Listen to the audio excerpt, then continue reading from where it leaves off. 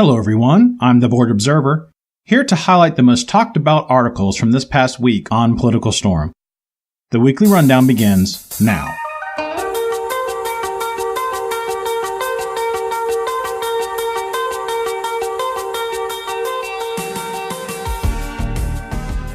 On Friday, Education. Our resident progressive writer, Steven Singer, demands that the wealthy pay their fair share of taxes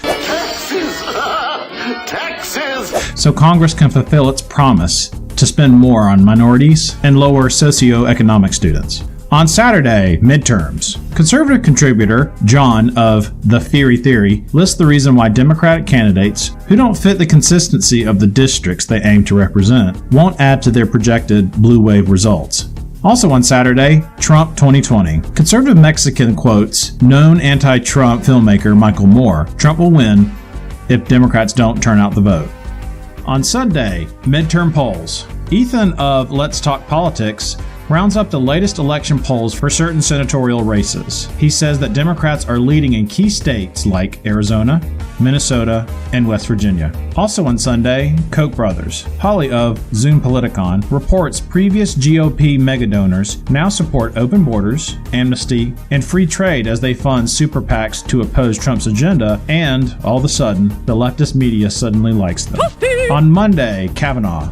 Our publisher, John Saltzman, analyzes how the Democrats will stop at nothing to stop the Kavanaugh nomination. Boy, y'all want power. God, I hope you never get it.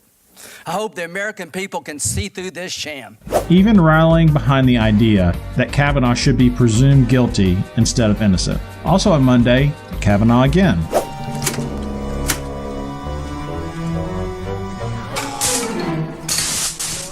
Our liberal contributor, Greer Clem of Nasty Politics, wants Republicans to stop supporting Kavanaugh and find someone more qualified and has no such allegations behind him or her.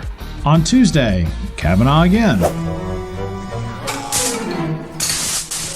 Our progressive contributor, Lou Ford of Filibuster 69, wants us all to stop fighting the investigation into Kavanaugh's alleged sexual assaults. It must happen now so that we can trust the man who would sit at the seat of our highest court. Also on Tuesday, Medicare. Reuters survey poll shows 70% of Americans want socialized healthcare benefits. Conservative analysis thinks this will be bad for America's economy. On Wednesday, Kavanaugh again.